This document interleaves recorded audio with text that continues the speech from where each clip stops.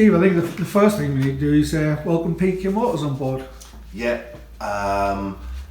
myself and Scott have been speaking to Dan and Katie for a couple of weeks. They reached out initially when we put the post out about the warm-up jumpers, and that's just evolved into their incredible generosity. They're actually going to become the club's main sponsor for, at minimum, the end of this season and all of next. I think they're quite hopeful, and obviously we are, that that'll become a long-term partnership. But yeah, it was great that Dan and his son were there last night, and they obviously saw us get a win, which gets them off to a good start, and I know they loved it. I've already spoken to Daniel this morning, and yeah, he really appreciated the welcome from all you guys. Great, well then, so we've got two games to talk about, very different games. We've got one against sort of the best team in the league, and one against a team we're sort of like in a similar footing as we are, but with the actual form team in the league. Yeah, I think Deal, the summary of that game, if we're brutally honest, it's the first time all season we've probably been outclassed from start to finish. Very good side, very well organised, completely understand their jobs, in great form. I think it was one loss in 26, I think. Quarterfinals of the Vars. They've got their, I think the quarterfinals this Saturday against Bridgewater. Obviously well known to Tunbridge Wells fans, and I wish Kingy and all his squad all the best down there. I think they're the best side we've played all season. So yeah, it was hard to lay a glove on them. That said, it was only really three flipping corners that were our undoing. But there you go. Yeah, because I mean, okay, we were struggling to get a foothold in the game, but we come towards the end of the first half, I think we'd got ourselves organised and we're managing it. So I mean, I'm not too sure you could have done much different given our resources against theirs. And we're doing okay, and then suddenly the penalty comes in, kills the game completely, especially when it wasn't a penalty, and even their fans goal wasn't a penalty. You know, that just changed the whole game. I guess they were powerful from set plays. They got good delivery. You know, we're the same at Faversham. Faversham and Deal, to give them their credit, they've got very good dead ball delivery, and they've got some big guys attacking the ball. So we struggled against both those teams. Probably the only times we have really struggled with dead ball. But for it to happen once, fair enough. You'd like to think the boys would regroup and try and find a way of making sure it didn't happen again. But yeah, it was literally Groundhog Day for number two. No, sorry, number two was the penalty, wasn't it? Yeah. Apologies. So again, it was exactly the same run, and then we allegedly clipped the guy, and he's given a penalty. It looked a bit soft to me. These are the turning points in the game. We've then had a very good chance. I think it was literally last 30 seconds of the half where the keeper's made an instinctive hand to push Regan's shot away, and then I think about 3 or 4 of their players have like submerged on the rebound as Sidgy was trying to get on the end of it, which just shows the desire and commitment you need to put together the kind of run they have. Well, I think that only, like I said, that only comes because, I mean, they weren't the best attacking team we played, that's Faversham. They didn't play the best stylish football, that was Glebe, but they were by far the most well organised, drilled team. And, I guess I'm saying you could learn so much from them because they all just did their jobs continually. There was nothing fancy, just very clear. You do your job, and that diving in like that was obviously, that's what they're told to do. Ball comes out, you get on the end of it. They've got a massive commitment to winning as a side. They're a very close-knit group. I actually think they were the best attacking side we've played. It might not have always been overly technical or pretty, but for effectiveness, it's like having a Terminator coming at you. They just didn't stop. Yeah. Just kept on coming, and yeah, they overpowered us. I mean, our season is not going to be defined by Deal away. I can remember losing 3-0 there last season. I've actually got a feeling they lost 3-0 there the year before, so it's never been a particularly happy hunting ground. But what we had to get from that game was a little bit of a lesson from Deal. Stick to what you're good at and keep on doing it, and that's the message we tried to take into VCD. Yeah, because again, that's all you can learn from them. It was so admirable how they would sort, and I guess they stuck to it. But that's when you've got a manager who's been at the club 14 years, and it's the last 4 years they've steadily built that team and developed. They've been there and thereabouts for the last 4 years as they developed. Yeah, I think, like for me, I said this to Kentish Football after the game. The sides that are up the top generally have either had continuity for a long period of time. Erith, Woody's been there a long time. Corinthia, Michael's been there a long time. Deal, Kingy's been there a long time. Or they've got big financial resources, although that doesn't guarantee you anything, but it definitely helps.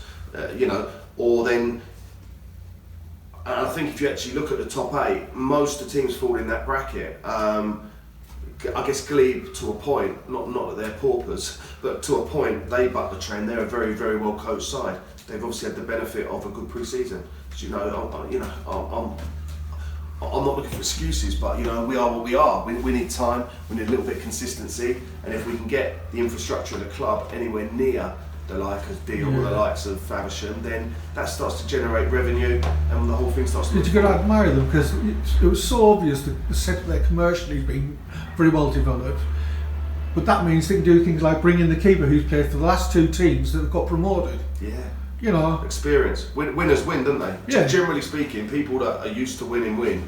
But yeah, the last 2 away days, Faversham and Deal, it's been a bit of a. I mean, we could have been playing in the league above, couldn't we? The grounds, the infrastructure, the support base. I think it was 550 there on Saturday, and I think it was 700 on the Tuesday when they both played each other. So, yeah, that's Tunbridge Wells has got that potential, but there's quite a few things that need to shift into place before we can genuinely put ourselves in that category. Yeah. So I suppose the proof of that was like I said, was VCD, because yes, it was a much better performance. But was that down to the fact it was a slightly weaker, more level team? Don't know, because they were the 4th. They'd won the last 4, so you can hardly say they're on paper they were much better than us looking at that. Did you change much for it? How came you got that? Was that just a response after Saturday? Well, we set ourselves a little mini target from the Lyd and Deal game that we wanted at least 3 points. As it was, we only got 1. Probably 90 seconds away from getting the 3 if we'd held on against Lyd, but we didn't. So we then knew we were going into a run of games. I think we've definitely got we had 4 games on the spin at home, and I think it's something like 7 out of the next 10, something like that. So you've got to pick up your points at home. We didn't change too much in terms of personnel. I think Shieldsy coming in for H was the only personnel change from the starting 11, but we did just reinforce what we can learn from Deal is stick to what you're good at and keep on doing it. Don't deviate from the game plan. I don't need players going off script, trying to take the ball by the horns. Just do what the game plan is. And I did feel that was done quite effectively last night. It ain't going to be pretty, I'm afraid, for people, because there's no criticism attached to this next statement, because people are doing their best, but the pitch is hard to play on. And I heard some of the Lyd players moaning about it when they come off. I heard some of the VCD, I've read the manager's interview. I know people are doing the best they can. Well, if you compare our pitch now to where it was 4 years ago, it's the complete opposite. Exactly. It's a massive change. Yeah, Nick's doing fabulous work with the resources available. It's a wet pitch. It just is a wet pitch, and we've had a lot of rain. So. And the proof of that was that it's not actually that dug up massively after the game, to be fair. No. But I think the worst thing last night was the rain, because it wasn't chucking it down. It was like this drizzly, horrible, cold, dampy, wet stuff, wasn't it? Yeah, it gets through you, doesn't it? It gets through your coat and everything, So that's probably doesn't really enhance the spectators. It was never going to be a great football game. It's about the result. Exactly. We need to be winning. We've drawn too many games where we should have won, and we've probably had a narrow loss where we should have at least got points. Yeah. It was just important that tide turns. Last night was as good as any, not because it's VCD, but just because we need to draw a line in the sand. We're in good form this year. We've only lost to Deal, and anyone who's going to hold that against me is a bit of an idiot. Yeah. If we're being brutally honest. We've drawn with Faversham, we've drawn with Lyd, and now we've beaten VCD. I don't necessarily think our short form is anything to be concerned about. And when you look at the games coming up, we do have an opportunity to build on that. But that's all it is, it's an opportunity. If we start taking it for granted, if we start thinking we've cracked it, we'll come unstuck. Yeah, because that's what I was going to say. it was all about the results. So we've got to be careful we don't get carried away. That wasn't a wow, brilliant performance, but it was very, I think it's workmanlike maybe. So I don't know. Yeah, it was a bit. It was dogged, wasn't it? It was a dogged win against a side who probably fancied themselves based on their form. They're not used to losing in the short term. They would have probably seen themselves as wanting to get into the top half, which is what we have aspirations to do. But we've got to pick up threes, not ones, and certainly not nones, and we get that. Yeah, but I think sort of like even the goals sort of reflected what you've been trying to do, because you got Sigi winning a header in, ball in. Okay, we gave away another silly soft goal again. Then you got Regan coming in at the back, smashing another ball in. So those goals were good. Both the goals were pleasing for different goals. One's a dead ball and a fantastic header. The other one's quite a well-crafted move. Shields' clip to Bill. Bill's flick on, which he's 100% meant. We know where Regan needs to be, and he's there, and it's a superb controlled finish from him. Yeah. We had numerous other half chances as well, I felt. I thought their goalkeeper made a couple of good saves. George also made a couple of good saves. Most of the games are tight. Most of the games in this league are tight. You look at any set of results and any given night, there aren't many teams getting smashed regularly. Yeah, and any team can, apart from maybe the top few, any team can beat any other team. Yeah, but even the top few. Yeah. You look at our result against Faversham, you look at our results against Glebe. Okay, they beat us by a goal in the league, but we've beat them in the cup. Yeah. It's tight, so tight. Yeah, and I think the other thing we did well last night was we managed the game out. We did what we had to do properly this time. Agree. That's something we've got to learn. A little bit of naivety, a little bit lack of experience in our side, and we've got to learn our lessons. If ever there was a lesson to be learned, it was the lid. We've gone from having the ball in the corner, taking a short corner, to picking it out of the net in about 90 seconds, and unfortunately that's happened before. I think it happened against Uxbridge, and I think it happened against Glebe. So you've got to learn your lessons, or you're gonna rightly get called out on it. So last night we got our noses in front. We had a few corners. We tried our best to keep it in the corner. It wasn't always perfect, but on the whole we've seen the game out. I think it was more the defending. It was a little bit more defend first, worry about trying to play second. Yeah. Whereas you think about the Whiteleaf Cup quarter-final, the winning goal that they had, much as a fantastic finish as it was in the end, we had 2 or 3 chances and we've been guilty of trying to play out rather than just clear our lines and reset. So hopefully we're learning. Yeah, I mean, the other thing to talk about was, I guess, was that a few players have moved on, and when all those players that did move on were because they weren't getting any game time. Yeah. So it's not necessarily the first team, but the squad itself, it's probably got a few gaps that you need to bolster. I mean, yeah, to talk about Festos and Alpha, and obviously the 2 recent departures, leave on really good terms. I had a lot of time for both of them, but we weren't able to give them as much game time as they wanted, which for me, if I'm going to be honest, was because they weren't able to consistently perform. Their argument will be they didn't get a run of games to perform. My counter to that will be, well, the team isn't being consistent.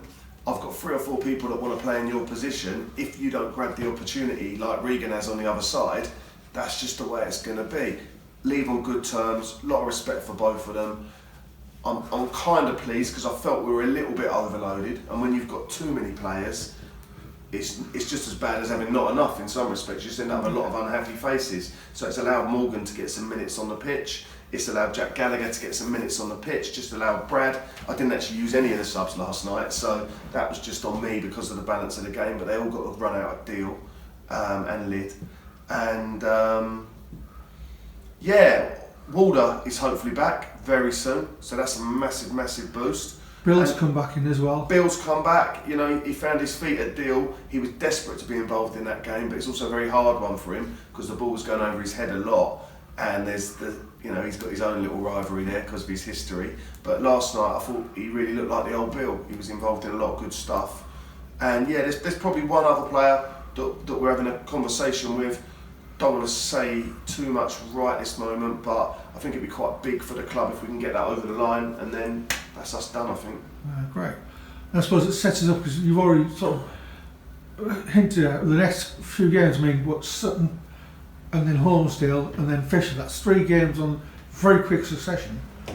How you get ready for those, because they're all winnable games, but how you keep the squad on Tuesday, Saturday, you've got to maybe rotate a bit, maybe, I don't know. I mean, I know there's a few stiff legs today, and you know that'll be the tone of Saturday, Tuesday, starting to take on the boys. So having a few extra bodies. That said, I've got 5 subs who are fresh as a daisy. So it's for me to manage that over the coming weeks. We've got this little mini clutch of home games, which was VCD, and as you rightly said, Sutton, Holmesdale, Fisher, which never ever take anything for granted, but they're all opportunities. Every game's an opportunity to take 3 points. So we're going into them looking for wins in all of them, if I'm honest. We then go away to Corinthian, and I think it might be Snodland. So then there's a little, another time. But nothing's easy. Holmesdale smashed someone 6-0, I think, off the top of my head. I don't get that wrong. But there's nothing easy. Fisher, I mean, I can't be sitting here thinking Fisher's going to be easy. They beat us 3-1 away. I know they've had a change of manager and a change of personnel, but if you start taking anyone from the top to the bottom of this league for granted, you're about to look stupid. Yeah, well, hopefully we don't look stupid, we look good against Sutton. Yeah, I'm not aiming to look stupid, Will. So despite what some might think, we are learning, and we are doing what we can to take the club to a better place. Brilliant.